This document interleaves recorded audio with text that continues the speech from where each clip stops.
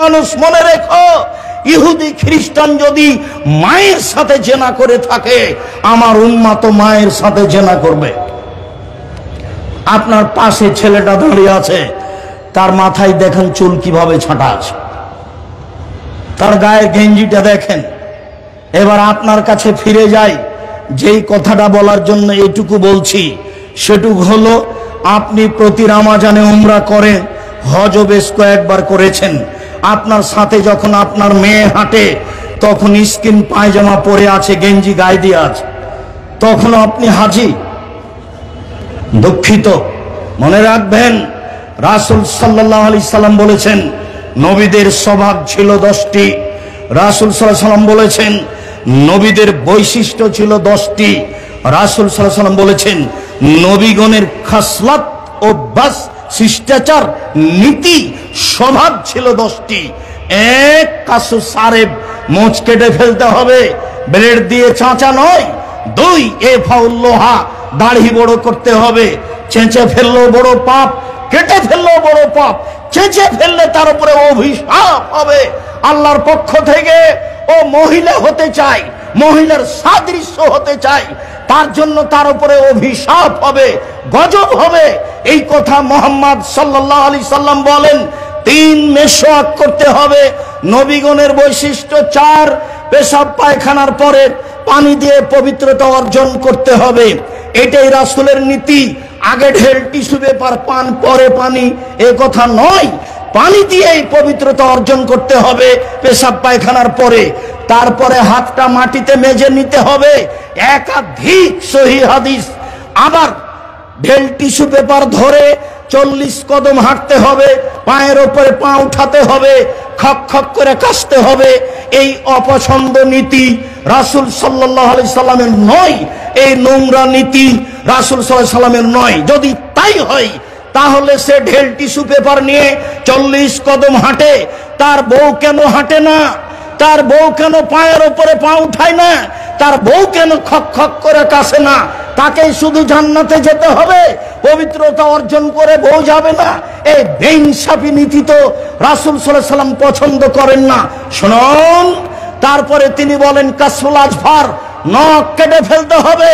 নবীগণ নখ কেটে দিতেন, হাতে পায়ের নখ কাটতে হবে। আপনার মেয়ের নখ বড় আছে, মনে রাখা ভালো হবে, ইহুদি খ্রিস্টানদের পতিতালয়ের মেয়েদের বৈশিষ্ট্য হচ্ছে নখে নেইল পালিশ দেওয়া, নখ বড় রাখা। ইহুদি খ্রিস্টানদের পতিতালয়ের মেয়েদের বৈশিষ্ট্য হচ্ছে নখ বড় রাখা, নখে নেইল পালিশ দেওয়া। ইহুদি খ্রিস্টানদের পতিতালয়ের মেয়েদের স্বভাব হলো নখ বড় রাখা, নখে নেইল পালিশ দেওয়া। এই নীতি ইহুদি খ্রিস্টানদের পক্ষ থেকে এসেছে। পৃথিবীর মানুষ মনে রেখো, আমার উম্মত মিশে যাবে ইহুদি খ্রিস্টানের সাথে। ডান হাতের বিঘত যেমন বাম হাতের সমান, ডান পায়ের জুতা যেমন বাম পায়ের সমান, সমান সমান চাল চলনে, পোশাক আশাকে, স্কুল কলেজে পড়াশোনায়, খাতা কলমে, গাড়ি ছাকড়াতে, চলাফেরাতে, খাওয়া পান করাতে, সবকিছুতে মিশে যাবে তাদের মতো হয়ে। বাম হাতে নির্দ্বিধায় পাক পানি খাচ্ছে, বাপ দেখছে মা খাচ্ছে, মা দেখছে বাপ খাচ্ছে, মেয়ে খাচ্ছে। ওনাকে শিক্ষিত, কি করে শিক্ষিত হতে পারে? বাম হাতে শয়তান খায়, এ কথা মুহাম্মদ সাল্লাল্লাহু আলাইহি সাল্লাম বলেন। আয়েশা রাদিয়াল্লাহু তাআলা আনহা বলেন, আল্লাহর নবীর বাম হাত ছিল পেশাব পায়খানার জন্য, অলিল কাদার, খারাপ কিছুর জন্য। ডান হাত ছিল খাওয়ার জন্য, পবিত্রতার জন্য। এরা শিক্ষিত মানুষ ইহুদি খ্রিস্টানদের সাথে নিয়ম নীতিতে, নোংরা নীতিতে মিলে যাওয়ার পরেও তাদের মতো হয় কি করে? রাসূল সাল্লাল্লাহু আলাইহি সাল্লাম বললেন, নাক ফুলে বেঁধে বগলের লুম উঠিয়ে ফেলতে হবে। পুরুষ নারী একই হুকুম, ব্লেড নয়। হালাকোলানাতে নিচের লুম পরিষ্কার করতে হবে। ঊর্ধ্বে টাইম 40 দিন। পুরুষ নারী একই হুকুম, যেভাবে সহজ, যেভাবে সম্ভব। নবীগণের বৈশিষ্ট্য এটাই। সম্মানিত দিনী ভাই ও বোন, বলছিলাম রাসূল সাল্লাল্লাহু আলাইহি সাল্লাম বললেন 3 শ্রেণীর মানুষ জান্নাতে যাবে। তার 1 শ্রেণীর মানুষ আল্লাহর ভয়ে কাঁদে যে। আবু হুরায়রা রাদিয়াল্লাহু তাআলা আনহু বলেন, রাসূল সাল্লাল্লাহু আলাইহি সাল্লাম বলেছেন, লাইসা শাইউন আবা ইনদাল্লাহি মিন কাতরাতাইনি ওয়া সারাইনি। 2টি বিন্দু ফোঁটা আল্লাহর কাছে যত প্রিয়, 2টি দাগ চিহ্ন আল্লাহর কাছে যত প্রিয়, পৃথিবীর কোনো কিছু আল্লাহর কাছে তত প্রিয় নয়। এক কাতরাত দমইন মিন খাসিয়াতিল্লাহ, আল্লাহর ভয়ে এক ফোঁটা চোখের পানি আল্লাহর কাছে যত প্রিয়, পৃথিবীর কোনো কিছু আল্লাহর কাছে তত প্রিয় নয়। হজ বড় ইবাদত, এ কথাই ঠিক। হজ কবুল হলে মানুষ হয়ে যায় সেই দিনের মতো যেদিন তার মা তাকে জন্ম দিয়েছে, নিষ্পাপ হয়ে যায়। এরপরেও এই ইবাদতটি আল্লাহর কাছে অত প্রিয় নয়। এক ফোঁটা চোখের পানি আল্লাহর ভয়ে আল্লাহর কাছে যত প্রিয়। এরপরে আল্লাহ রাসূল বললেন যে এক ফোঁটা গায়ের রক্ত যুদ্ধে নেমে গিয়ে কেটে গেছে, ফেটে গেছে, এই রক্ত আল্লাহর কাছে যত প্রিয়, পৃথিবীর কোনো কিছু আল্লাহর কাছে তত প্রিয় নয়। তিন, যুদ্ধে নেমে কেটে যাওয়া দাগ, ফেটে যাওয়া দাগ, এই দাগ আল্লাহর কাছে যত প্রিয়, পৃথিবীর কোনো কিছু আল্লাহর কাছে তত প্রিয় নয়। চার, আসারুল ফারিজিন মিন ফারাইজিল্লাহ, আল্লাহর বিধান পালন করতে, সালাত আদায় করতে, ইবাদত তাসবিহ তাহলিল করতে কপালের দাগ, হাঁটুর দাগ, টাকনুর দাগ, এই দাগ আল্লাহর কাছে যত প্রিয়, পৃথিবীর কোনো কিছু আল্লাহর কাছে তত প্রিয় নয়। সম্মানিত দিনী ভাই বোন, সিরিয়ালে 1 নম্বরে যেটা আছে সেটাই সহজ, বাকি একটাও সহজ নয়। 2, আল্লাহর রাস্তায় এক ফোঁটা গায়ের রক্ত। 3, আল্লাহর রাস্তায় নেমে গিয়ে ফেটে যাওয়া, কেটে যাওয়া দাগ।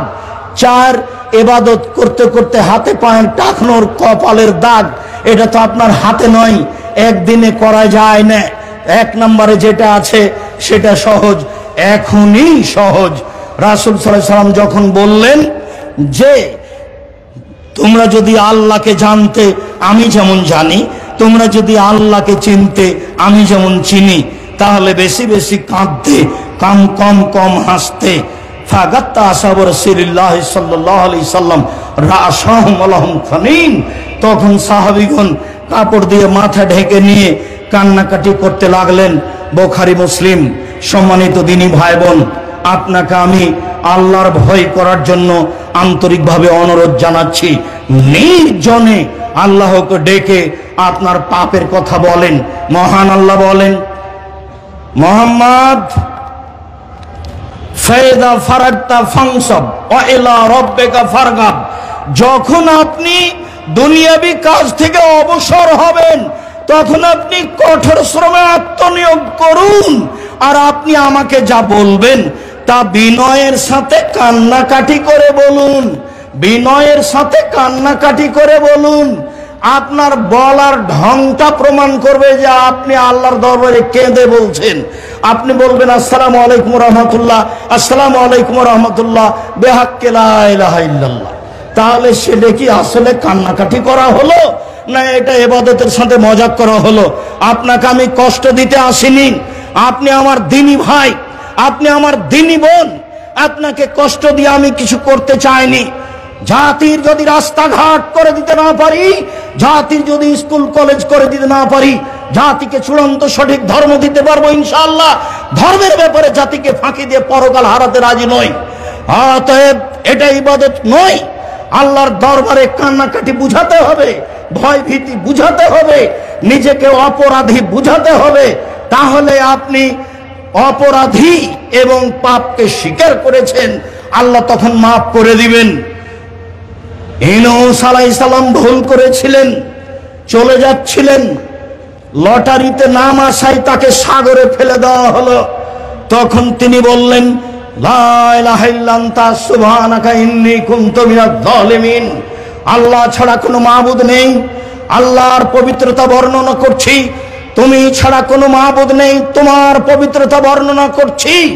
ইউনূস আলাইহিস সালাম ক্ষমা চাননি, পাপের স্বীকৃতি দিয়েছেন মাত্র। ইউনূস আলাইহিস সালাম বলেননি আমাকে ক্ষমা করো, যেমন ভাবে আদম আলাইহিস সালাম বলেছিলেন রব্বানা যালামনা আনফুসানা ওয়া ইল্লাম তাগফির লানা ওয়া তারহামনা লানাকুনান্না মিনাল খাসিরিন, হে আমাদের প্রতিপালক, তুমি যদি দয়া না করো, তুমি আমাদের ক্ষমা করো, তুমি যদি দয়া না করো, তুমি যদি ক্ষমা না করো, তাহলে আমরা অপরাধীদের অন্তর্ভুক্ত হব। তুমি আমাদের ক্ষমা করো, তুমি যদি দয়া না করো, তুমি যদি ক্ষমা না করো, তাহলে আমরা অপরাধীদের অন্তর্ভুক্ত হব। মূসা আলাইহিস সালাম এক থাপ্পড় দিয়ে লোকটাকে মেরে দিয়ে বললেন রব্বি ইন্নী যালামতু নাফসি ফাগফিরলি, হে আমার প্রতিপালক আমি অপরাধী, আমাকে ক্ষমা করে দাও। তিনি ক্ষমার কথা বললেন। ইউনূস আলাইহিস সালাম ক্ষমার কথা বলেননি, বলেছেন লা ইলাহা ইল্লা আনতা সুবহানাকা ইন্নী কুনতু মিনাজ জালিমিন, আমি অপরাধীদের একজন, আমি অপরাধী। তিনি নিজেকে পাপী বলে স্বীকৃতি দিয়েছেন। যখন আপনি পাপী বলে আল্লাহর দরবারে নিজেকে স্বীকৃতি দিবেন এবং প্রকাশ করবেন, প্রমাণ করবেন আমি পাপী, আমি বড় অপরাধী, আমি বড় গুনাহগার, তুমি বড় দয়াবান, তুমি বড় ক্ষমাবান, হতভাবাকে ক্ষমা করে দাও, তুমি আমার প্রতি একটু দয়া করো, তুমি আমাকে ক্ষমা করো, তোমাকে ভালোভাবে চিনি, তোমাকে ভালোভাবে চিনি, তুমি গাফফার, তুমি আজিজ, পরাক্রমশালী, সব কিছু করতে পারো, আমার পাপ ক্ষমা করে দিতে পারো। আমি আমার পাপের স্বীকৃতি দিয়ে গভীর রাতে তোমার দরবারে ক্ষমা চাচ্ছি। উমামা বাহিলি রাদিয়াল্লাহু তাআলা আনহু বলেন, রাসূল সাল্লাল্লাহু আলাইহি ওয়াসাল্লাম বলেছেন, আলাইকুম বিকিয়ামিল লাইল, পৃথিবীর মানুষ তোমরা রাতে আল্লাহকে ডাকতে শিখো, রাতে ইবাদত করতে শিখো, রাতে সালাত আদায় করো। ফাইনাহু দাবুস সালিহিনা কাবলাকুম, রাতে আল্লাহকে ডাকা, সালাত আদায় করা তোমাদের পূর্বের নবী, রাসূল, সিদ্দিক, শুহাদা, অতীতের পরহেজগার মানুষের কাজ ছিল। রাতে আল্লাহকে ডাকা অতীতের পরহেজগার মানুষের কাজ ছিল। রাতে আল্লাহকে ডাকা, এক রাতে আল্লাহকে ডাকলে আল্লাহকে কাছে পাওয়া যায়, দুই পাপ মিটে যায়, তিন পাপ থেকে দূরে সরে যায়। হুয়া কুরবাতুল লাকুম ইলা রাব্বিকুম, তাহলে তোমরা প্রতিপালককে নিকটে পাবা, পাপ মিটে যাবে, পাপ দূরে সরে যাবে। পৃথিবীর মানুষ তোমরা রাতে আল্লাহকে ডাকো, রাতে ডেকে আল্লাহর কাছে হয়ে কান্নাকাটি করো। আবু হুরায়রা রাদিয়াল্লাহু তাআলা আনহু বলেন, রাসূল সাল্লাল্লাহু আলাইহি ওয়াসাল্লাম বলেছেন, লাইসা শাইউন আকরামা ইনদাল্লাহি মিনাদ দুআয়ে, আল্লাহর কাছে চাওয়া কাজটি আল্লাহর কাছে যত প্রিয়, পৃথিবীর কোনো কিছু আল্লাহর কাছে তত প্রিয় নয়। এক, আল্লাহর ভয়ে কান্নাকাটি, এক ফোঁটা চোখের পানি আল্লাহর কাছে যত প্রিয়, পৃথিবীর কোনো কিছু আল্লাহর কাছে তত প্রিয় নয়। চাওয়া, বলা যে আমি পাপী, আমার একটু জমির ব্যবস্থা করো, এই কাজটা তার কাছে যত প্রিয়, পৃথিবীর কোনো কাজ আল্লাহর কাছে তত প্রিয় নয়। বরং মানলাম ইয়াসালিল্লাহ একদম আলাইহে, যে আল্লাহর কাছে চায় না তার উপর আল্লাহ অসন্তুষ্ট হন, যে আল্লাহর কাছে চায় না তার উপর আল্লাহ অসন্তুষ্ট হন। আল্লাহর গতিবিধি আর মানুষের স্বভাব দুটাই এক নয়। আল্লাহর গতিবিধি আর মানুষের স্বভাব দুটাই এক নয়। মানুষ, ধনী মানুষ প্রতিবেশী গিয়ে বললেন, আমার ছেলের হাত ভেঙে গেছে, দয়া করে 10,000 টাকা দেন কর্জ, আমি ছেলেকে মেডিকেলে নিয়ে যাব, আপনি তো সবাকে দেন। তো বলবে কি করি, এখন তো টাকা পয়সা হাতে নেই। আচ্ছা ঠিক আছে, অন্তত 5,000 7,000 নিয়ে যাও। পরের দিন আবার গেছেন, যে আমার ভাইগনার হাত ভেঙে গেছে, একটু 10,000 টাকা দেন। তো বলছে তোর জন্য টাকা বানাই নাকি রে। এটা হলো মানুষের স্বভাব, গতি। আর এরকম কথা আল্লাহকে যত বলবেন তত খুশি, যত বেশি বলবেন তত খুশি। এটা তার গতি, এটা তার নীতি, এটাই তার গতি, এটাই তার নীতি। ওর কাছে চাইলে তিনি খুশি। তাই তো রাসূল সাল্লাল্লাহু আলাইহি ওয়াসাল্লাম বলেন যে সবচেয়ে আল্লাহর কাছে পছন্দনীয়, মান শাররাহু ইয়াস্তিজিবা দুআ ফি শাদায়েদ, কেউ যদি চায় বিপদে পড়লেই যেন আল্লাহ আমার কথা মেনে নেয়, বিপদে পড়লেই যেন আল্লাহ আমার কথা মেনে নেয়, বিপদে পড়লেই যেন আল্লাহ আমার কথা মেনে নেয়, যা বলবো সেটা মানবে, যা বলবো সেটা মানবে। তাহলে উচিত হবে আইয়ুকসিরা দুআ ফির রাখায়ে, যখন ভালো অবস্থায় আছে তখন বেশি বেশি দোয়া করতে হবে, যখন বিপদে পড়েনি তখন বেশি বেশি দোয়া করতে হবে। তাহলে বিপদে পড়ে বললেই তাড়াতাড়ি কবুল হয়ে যাবে। সম্মানিত দিনী ভাই বোন, আমার মনে হচ্ছিল অনেকক্ষণ আগেই সময় শেষ হয়ে গেছে, আমি পরিস্থিতি আঁচ করিনি, তারপরেও বেশ কিছুক্ষণ বলে ফেললাম। আপনাকে আমি খুব ভালোবাসি, অনেক দূর থেকে এসেছি, যার কারণে মনে হয় পরিস্থিতিকে উপেক্ষা করে কিছু বলা হলো, মনে কিছু নিয়েন না। আমার মনে বড় সাধ, এই দেশের মাটিতে আমি উন্নত মানের প্রতিষ্ঠান গড়বই ইনশাআল্লাহ, যেখানে ছেলে মেয়ে বাংলা, ইংরেজি, আরবি উন্নত মানের শিক্ষা অর্জন করে জাতির অন্যায়ের বিরুদ্ধে লড়বে, মুখে কলমে মিডিয়ায় লড়বে। সেই পণ নিয়ে, সেই ত্যাগ তিতিক্ষা নিয়ে বাংলার মাটিতে জীবন বাজি রেখে লড়ে যাচ্ছি। সম্মানিত দিনী ভাই বোন, সেটাই হচ্ছে জামিয়া সালাফিয়া, দেশের সর্ববৃহৎ প্রতিষ্ঠান জামিয়া সালাফিয়া। প্রায় 100 বিঘা জমির উপরে রূপগঞ্জ, নারায়ণগঞ্জ, ঢাকা জামিয়া সালাফিয়া আয়তনে সবচেয়ে বড়। প্রায় 40 বিঘা জমির উপরে জামিয়া সালাফিয়া ডাঙ্গিপাড়া, পবা, রাজশাহী। প্রায় 60 বিঘা জমির উপরে জামিয়া সালাফিয়া মহিলা শাখা, রাজশাহী। প্রায় 20 বিঘা জমির উপরে জামিয়া সালাফিয়া দিনাজপুর। আর চট্টগ্রামে পরিকল্পনা চলছে, জমি হয়েছে, হবে ইনশাআল্লাহ। আমি কোনো মতেই চট্টগ্রামকে দুর্বল চোখে দেখিনি ঢাকার চেয়ে, বরং ঢাকার চেয়ে চট্টগ্রামকে ভালো অবস্থায় দেখতে চাচ্ছি। সেই সুবাদে দিন কাটাচ্ছি। চট্টগ্রামের মাটিতে ইনশাআল্লাহ জামিয়া সালাফিয়া গড়বই ইনশাআল্লাহ। যে কোনো মূল্যে জামিয়া সালাফিয়া চট্টগ্রামের মাটিতে হবে ইনশাআল্লাহ। কিভাবে হবে আমি তা জানি না, নিশ্চিত হবে, অবধারিত হবেই ইনশাআল্লাহ। আমি এতে নিশ্চিত। আমার মনে বড় সাধ, এই দেশের মাটিতে উন্নত মানের শিক্ষা প্রতিষ্ঠান গড়ে ছেলে মেয়েকে বাংলা, ইংরেজি, আরবি উন্নত মানের শিক্ষা দিয়ে জাতির অন্যায়ের বিরুদ্ধে লড়বো, মুখে কলমে মিডিয়ায়। জামিয়া সালাফিয়ায় প্রায় 5000 ছেলে মেয়ে পড়ে। জামিয়া সালাফিয়া 519 জন এতিম আছে, অসহায় এতিম। জামিয়া সালাফিয়ায় 300 জন শিক্ষক শিক্ষিকা রয়েছেন, যারা মদিনা বিশ্ববিদ্যালয় থেকে আসেন, চলমান আছেন, আসবেন। তাদের বেতন লাগে না, আসা যাওয়া খরচ খাওয়া লাগে। যারা ইন্ডিয়া থেকে এসে আছেন, তাদের বেতন লাগে, অনেক বেতন। আমরা যারা দেশের আছি, সাধারণ আছি, প্রতি মাসে এ যাবৎ 32 লক্ষ টাকা বেতন লেগে আসছে। এবারের জানুয়ারি থেকে কত লাগবে তা এখন আমার হিসাবে নেই, জানুয়ারির পরে আমি বলবো ইনশাআল্লাহ। সম্মানিত দিনী ভাই বোন, শিক্ষা গণে শিক্ষা মানে, শিক্ষক গুণে শিক্ষা মানে, আয়তনে এ দেশের বড় প্রতিষ্ঠান জামিয়া সালাফিয়া জীবন বাজি রেখে এই কাজ করে যাচ্ছি। জামিয়া সালাফিয়ার বড় শাখা সারা বাংলাদেশ জুড়ে মক্তব পরিচালনা করব ইনশাআল্লাহ। যেখানে থাকবে দাওয়াতি কার্যক্রম, যেখানে থাকবে শিক্ষা কার্যক্রম, কোরআন শিক্ষা দেওয়া। উত্তরবঙ্গে প্রায় 450 মসজিদ চলে। আমরা দক্ষিণবঙ্গে আসব ইনশাআল্লাহ সময়ের গতিতে। দেশ জুড়ে মক্তব পরিচালনা করব জামিয়া সালাফিয়ার বড় শাখা আর দাওয়ায়ে আল্লাহ। এক ভাই কথা বলছিলেন, তখন আমার একটা কথা মনে পড়েছিল। জি, যখন ফেনীতে, কুমিল্লায়, নোয়াখালীতে বন্যা দেখা দিয়েছিল, তখন আর দাওয়ায়ে আল্লাহর পক্ষ থেকে 8 জন মানুষ সব সময় ত্রাণ বিতরণ করছিল, এবং 2টা ছিল ওই যেগুলো কি ট্রলারগুলো, যেগুলো দ্রুতগামী গিয়ে মানুষকে উদ্ধার করবে। সব সময় অসহায় মানুষের পাশে দাঁড়াই জামিয়া সালাফের বড় শাখা আর দাওয়ায়ে আল্লাহ। দেশব্যাপী মক্তব পরিচালনা করব ইনশাআল্লাহ।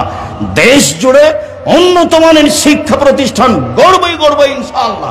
মর্মে জাতির কাছে যেটা দাবি রেখেছি, আপনার কাছে যেটা দাবি রেখেছি, সেটা হলো এই, একটু মুখে বলবেন আল্লাহ তুমি জামিয়া সালাফিয়া কবুল করো। এইটুকু আমার দাবি, বাকিটুকু আপনার ইচ্ছে। এই কথাই ঠিক যে শিরক মুক্ত প্রতিষ্ঠান জামিয়া সালাফিয়া, বিদআত মুক্ত প্রতিষ্ঠান জামিয়া সালাফিয়া, দল মুক্ত প্রতিষ্ঠান জামিয়া সালাফিয়া, সংগঠন মুক্ত প্রতিষ্ঠান জামিয়া সালাফিয়া, হিংসা মুক্ত প্রতিষ্ঠান জামিয়া সালাফিয়া, দেশের বৃহৎ প্রতিষ্ঠান জামিয়া সালাফিয়া। মন খুলে জামিয়া সালাফিয়ার জন্য দোয়া করেন, আপনার প্রতিষ্ঠানের জন্য দোয়া করেন, যাতে করে এই প্রতিষ্ঠানের মাধ্যমে জাতির অন্যায়ের বিরুদ্ধে লড়তে পারি। প্রতিপালক তুমি সর্বশক্তিমান, তুমি সবকিছু করতে পারো। মানুষ হিসাবে চট্টগ্রামের মাটিতে বক্তব্যের শেষে তুমি পরাক্রমশালী, তোমাকে এটা বিশ্বাস করে, তোমার কোনো শরিক নাই, এই দাবি তোমার দরবারে জোরালো ভাবে রেখে তোমার ক্ষমতার কাছে আশ্রয় ভিক্ষা চাচ্ছি, তুমি এই চট্টগ্রামের মাটিতে একটি বড় থেকে বড় উপযুক্ত জামিয়া সালাফের ব্যবস্থা করে দাও। তোমার দরবারে এই জোরালো দাবি দাওয়া রেখে আলোচনার শেষে এসে বলছি, আল্লাহ আমাদের যারা মারা গেছে তুমি তাদের কবরের শাস্তি মাফ করো, আমরা যারা অসুস্থ তুমি তাদের আরোগ্য দান করো, আমরা যারা বেঁচে আছি তুমি তাদেরকে তোমার রাসূলের পদ্ধতি অনুযায়ী চলার তৌফিক দান করো। আজকে আল্লাহ ভীতি সম্পর্কে যে আলোচনা শুনলাম, রাতের অন্ধকারে 2 রাকাত সালাত আদায় করে ভয় ভীতি নিয়ে তোমাকে একটু ডাকার, ক্ষমা চাওয়ার, পাওয়ার একটু সুযোগ করে দাও। তোমার দরবারে এই জোরালো দাবি দাওয়া দোয়া রেখে এখানে আলোচনা শেষ করছি। আব্দুল্লাহর বই আছে বুখারীর ব্যাখ্যা, ব্যতিক্রম ব্যাখ্যা মিন্নাতুল বারী। ফিলিস্তিন সম্পর্কে আব্দুল্লাহ যে বই লিখেছে সেটাও আছে। আল ইতিসাম পত্রিকার এখন সম্পাদক আব্দুল্লাহ লিখে, কাজে এই পত্রিকা আপনার কাছে গ্রহণীয় বলে আমরা আশাবাদী। পত্রিকা আপনার লক্ষ লক্ষ টাকা খরচ করে আল ইতিসাম পত্রিকা বের করেন, বড় বড় বিদ্বান রেখেছেন, 12টা মুফতি আছে জামিয়া সালাফ আপনার পত্রিকার জন্য। আমি খাকসার সাধারণ মানুষ বড় বড় বিদ্বানদের সামনে বসে থেকে আপনাদের খিদমতের জন্য ফতোয়াগুলো প্রতি মাসে দেখি মাত্র। সম্মানিত দিনী ভাই বোন, জামিয়া সালাফের সব বই পুস্তক যথাযথভাবে মূল্যায়ন করার দাবি রেখে আল ইতিসাম পত্রিকা আপনি ব্যক্তিগতভাবে নেবেন আর এজেন্ট হিসেবে নেবেন, এ দাবি রেখে চট্টগ্রামের মাটিতে জামিয়া সালাফে হবে হবে ইনশাআল্লাহ। এই জোরালো আল্লাহর কাছে আপনার কাছে দুয়ার দাবি রেখে আজকের মতো কথা এখানে শেষ করলাম। সুবহানাকাল্লাহুম্মা ওয়া বিহামদিকা আশহাদু আল্লা ইলাহা ইল্লা আনতা আস্তাগফিরুকা ওয়া আতুবু ইলাইক। আসসালামু আলাইকুম ওয়া রাহমাতুল্লাহ। জাযাকুমুল্লাহু খাইরান।